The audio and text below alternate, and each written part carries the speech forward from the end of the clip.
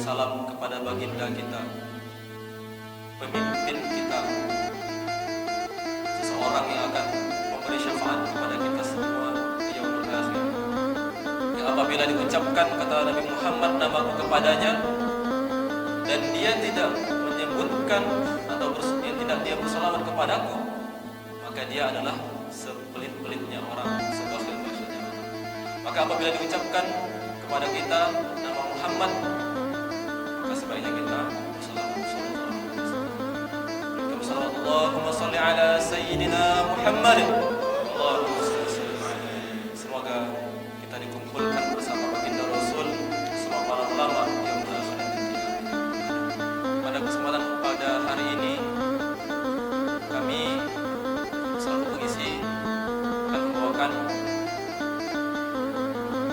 sedikit tausiah tentang pentingnya menahan amarah. Di antara kita semua, siapa yang tidak pernah marah? Semuanya pernah marah. Apa itu marah? Kata Imam Raghib Al-Asfahani, beliau menjelaskan apa itu marah. Apa itu marah? Sawranu dambil qalbi iradatul intiqam. Apa itu sawran? Sawran itu adalah bergejolak, darah yang bergejolak, bara-bara. Di mana? Di hati seseorang. Saat seseorang marah, darah yang bergejolak di jantung, ingin mengeluarkan apa yang ada di isi hatinya. Sanggup melampiaskan, sanggup memukul, sanggup mencemooh, itulah namanya marah.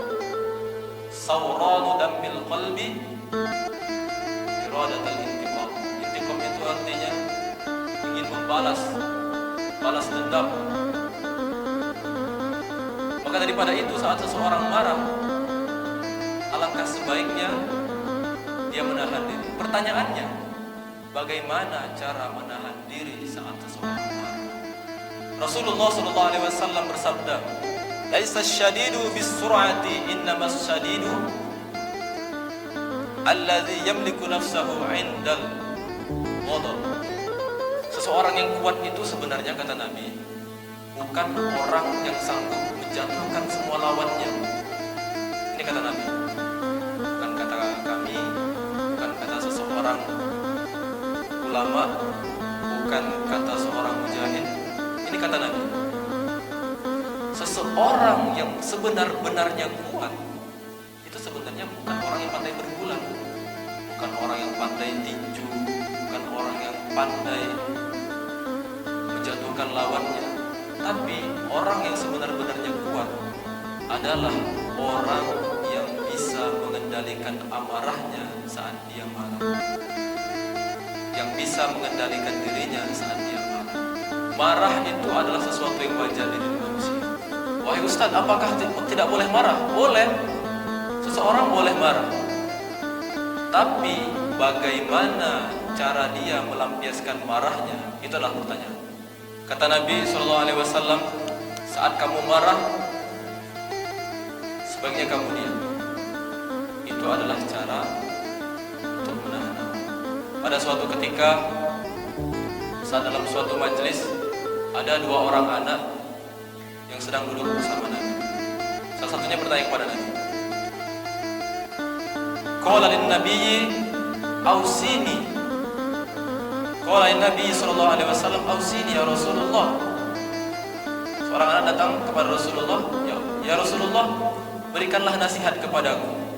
Anak itu, seseorang itu meminta nasihat kepada Rasulullah. Datang, "Rasulullah, tolong nasihati saya." Kata Rasulullah apa? "Jangan marah." Apalagi ya Rasulullah? "Jangan marah." Apalagi ya Rasulullah? "Jangan marah." Faradda mirara. Disebutkan. Berkali-kali anak itu bertanya, kata Rasulullah apa? "Jangan marah." Dalam Quran surah Ali Imran ayat 133 sampai 134. Beberapa sifat seseorang yang sebenarnya dicirikan oleh Allah Subhanahu wa taala sebagai penghuni surga. Yang pertama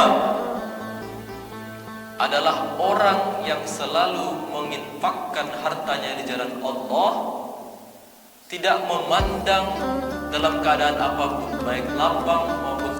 Menurut Ibnu Katsir, dalam tafsirnya, tafsir Ibnu Katsir menjelaskan bahwa keadaan seseorang untuk menginfakkan hartanya itu dalam dua hal: saat dia lapang, saat dia sempit. Lapang artinya saat ada uang, saat baru gajian tanggal 1. Mungkin seseorang saat punya uang akan diuji, bukan mungkin lagi, pasti akan diuji. Saat dia lapang, dia akan diuji apakah dia sanggup untuk memberikan hartanya kepada orang lain. Saat dia punya uang akan diuji oleh Allah, apakah dia sanggup menahan hawa nafsunya. Yang kedua, kata Allah, seseorang yang dijadikan sebagai calon penghuni surga adalah kadziminal ghaiz. Apa itu kadziminal ghaiz? Adalah seseorang yang mampu menahan amarah. Imam Al-Maraghi menjelaskan bahwa menahan amarah sangat berhubungan dengan kata selanjutnya. Tidak hanya menahan amarah, tapi juga dapat memaafkan orang yang telah membuatnya marah. Saat terjadi sesuatu yang di luar kehendak kita, respon cepat dari tubuh kita adalah marah. Itu yang pertama. Dapat dan mampu kita menahan amarah, tantangan kedua muncul. Apakah kita mampu memaafkan orang tersebut? Pada akhir ayat tersebut ditutup dengan wallahu yuhibbul muhsinin. Sesungguhnya Allah itu mencintai orang-orang yang berbuat kebaikan. Setelah dia mampu menahan amarahnya, diuji kemudian dengan apakah dia mampu memaafkan orang tersebut. Yang ketiga, apakah orang itu mampu membalas dengan kebaikan. Sungguh sangat sulit bagi kita masyarakat awam. Sungguh sangat sulit bagi kita orang awam. Kita dituntut untuk menahan amarah. Yang kedua, kita dituntut untuk memaafkan. Yang ketiga, boro-boro untuk membalas, kita dituntut untuk malah berbuat baik kepada siapa? Kepada orang yang sudah berbuat jahat kepada kita. Semoga kita dapat dikumpulkan bersama baginda Rasulullah SAW beserta para pengikutnya yang baik. Marilah kita introspeksi diri tentang bagaimana selama ini kita sudah mengendalikan amarah kita. Apakah pengendalian amarah yang selama ini kita lakukan sudah benar-benar sama dengan apa yang diperintahkan oleh Rasulullah SAW? Jikalau belum, mari sama-sama kita berbenah diri. Semoga apa yang dapat kami sampaikan dapat memberikan pencerahan, dapat membuka pintu hati kita untuk dapat menjadi insan yang lebih baik, insan yang selalu menjadikan sunnah Rasulullah sebagai jalan hidupnya, menjalankan segala kewajiban dari Allah Subhanahu wa taala. Amin ya rabbal alamin. Sekian apa yang salah dari ucapan kami mohon maaf, dan yang kurang kami mohon ampun kepada Allah Subhanahu wa taala. A'udzu billahi minasyaitonir rajim. Bismillahirrahmanirrahim. Alhamdulillahi rabbil alamin. Hamdan syakirin, hamdan na'imin, hamdan yuwafi ni'amahu wa yukafi mazidah. Ya Rabbana lakal hamdu kama yanbaghi li jalali wajhikal karim wa 'azimi sultanik. Ya hayyu ya qayyum ya dzal jalali wal ikram, la ilaha illa anta. Allahumma shalli ala sayyidina Muhammad salatan tunjina biha jami'al hajat wa tutahhiruna biha min jami'is sayyi'at. ترفعنا بها عندك على الدرجات وتبلغنا بها أقصى الغايات من جميع الخيرات في الحياة وبعد الممات. اللهم إنا نعوذ بك من علم لا ينفع ومن قلب لا يخشع ومن نفس لا تشبع ومن دعوة لا يستجاب لها.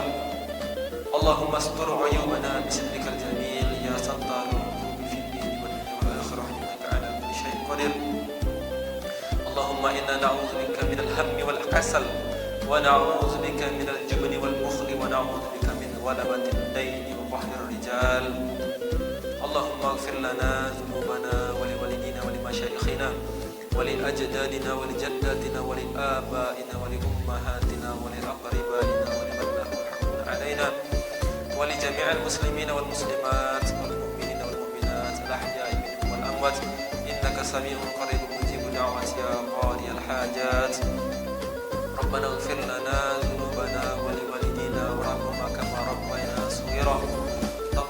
لنا ذنوبنا ولوالدينا وارحمهما كما ربيانا صغيرا ربنا اغفر لنا ذنوبنا ولوالدينا وارحمهما كما ربيانا صغيرا ربنا تقبل منا إنك أنت السميع العليم وتب علينا يا مولانا إنك أنت التواب الرحيم ربنا آتنا في الدنيا حسنة وفي الآخرة حسنة وقنا عذاب النار صلى الله على سيدنا محمد والحمد لله رب العالمين.